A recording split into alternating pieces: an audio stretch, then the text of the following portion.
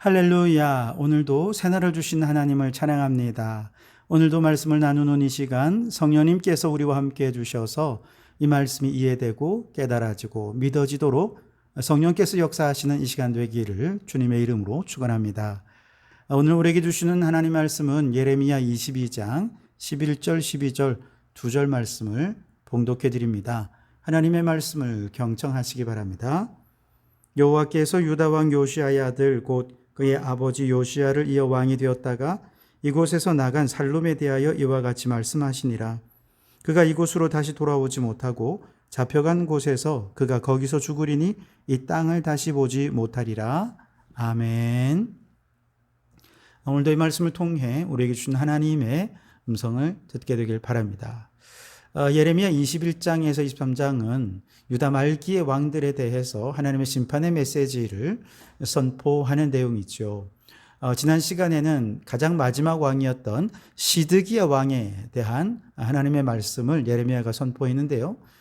지난 시간에 살펴보았던 것처럼 시드기야 왕이 이제 바벨론의 침공을 앞두고 예레미야 선지자에게 이 나라를 위해 기도를 부탁하죠.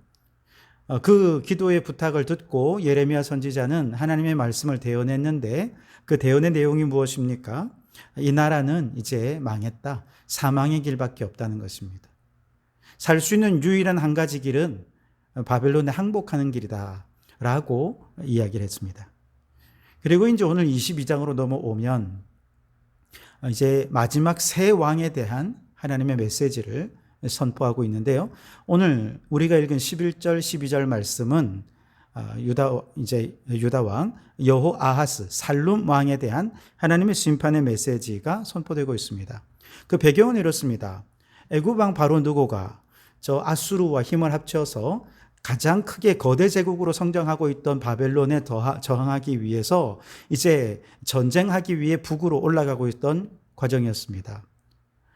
이렇게 그 거대 제국 바벨론이 커지고 이에 대항하는 두 애굽과 아수르 제국이 힘을 합치는 이런 형국이 유다에게는 결코 도움이 안 된다 생각을 했던 요시야 왕이 애굽 왕 바로 느고가 북으로 올라가는 것을 막아섰습니다. 무깃도에서 애굽과 전쟁을 치르게 되었는데 그만 요시야 왕이 이 전쟁에서 죽게 됩니다.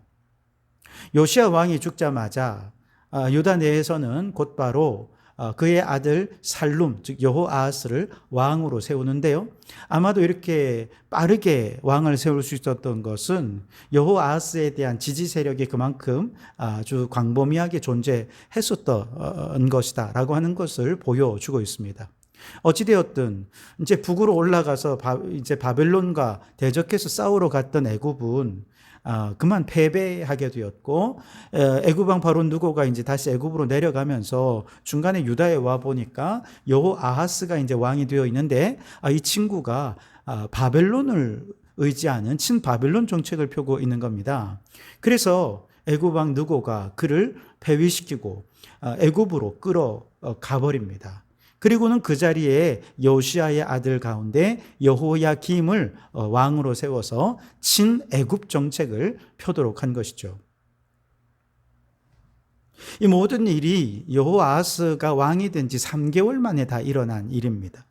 왕이 되자마자 3개월 만에 폐위가 되어서 애굽으로 노예가 되어 가버린 상황이었죠.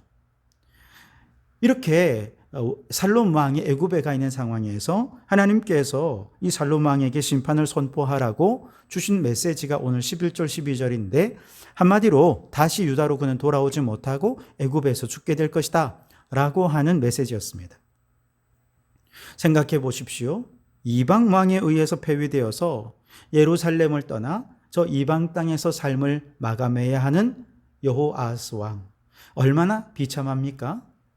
이처럼 그의 비참함은 이제 곧 남유다가 당할 나라의 멸망의 비참함을 예고하는 것이었습니다. 게다가 유다는 지금 자신의 왕마저 지키지 못하는 정말 초라한 신세가 되었음을 보여주는 상징적인 사건이기도 했습니다. 다른 한편으로는 살룸 왕에 대한 지지 세력들이 여호야김이 왕이 되어서 친애굽 정책을 펼 때 그를 왕으로 인정해 주었겠습니까? 아니었을 겁니다. 그들은 대부분 다시 여호아하스 왕이 돌아와서 이제 그들이 원하는 정책을 펼치기를 원했던 것이죠.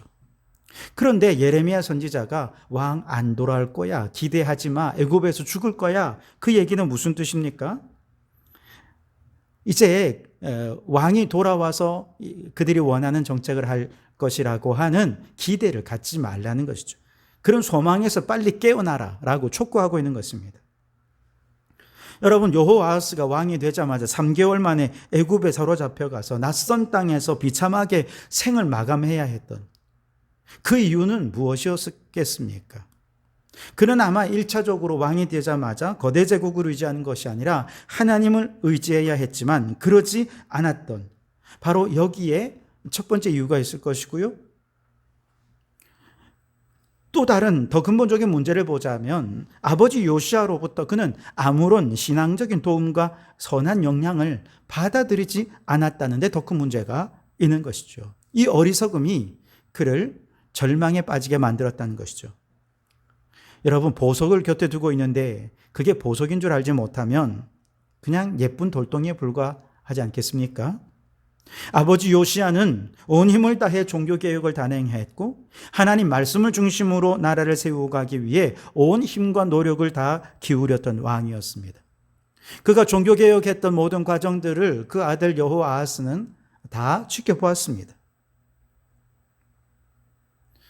요시아 왕이 죽은 후에 그의 형이었던 여호야김보다 2살이나 어린 여호아하스를 사람들이 형보다 왕으로 세웠을 때 여기에는 아버지 요시아처럼 하나님을 의지하고 강대국을 의지하지 않고 오직 하나님을 의지하면 하나님께서 이 나라를 지켜주실 것이라는 하나님의 뜻이 아마 반영이 되어 있었을 것입니다. 그런데 여호아하스가 왕이 되자마자 역시 강대국을 의지하고 하나님보다 우상을 숭배하고 그런 죄를 범하자 결국 이방 나라에 의해 3개월 만에 왕에서 쫓겨나서 포로로 끌려나서 다시 돌아오지 못하게 되는 정말 비참한 신세가 되고 말았던 것이죠. 그는 아버지에게서 아무것도 배우지 못했습니다. 여러분, 이미 우리 주변에는 하나님 중심으로 자란 멋진 믿음의 모범이 되는 분들이 많이 있습니다. 우리의 가족 중에도 혹은 우리 교회 안에도 정말 기도의 모범, 예배의 모범, 말씀의 모범이 되는 분들이 많습니다. 우리는 그들의 모범을 보면서 좋은 것들을 본받아서 더더욱 하나님 중심의 신앙으로 우리의 신앙이 성장해야 했습니다. 그렇게 될 때 그 좋은 믿음의 모범이 되는 분들을 통해서 우리의 믿음이 성장하고 믿음의 공동체가 더 발전할 수 있게 되겠죠.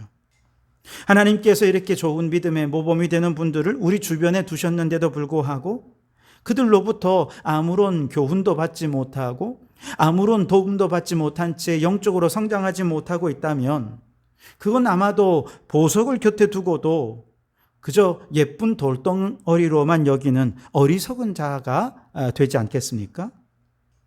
아니, 그냥 어리석은 정도가 아니라 여호아하스가 아버지 요시아로부터 철저히 배워서 하나님의 뜻대로 나라를 다스리지 못하니 그가 결국 심판을 받고 말았던 것처럼 우리도 하나님의 심판의 대상이 될 수밖에 없다는 것이죠.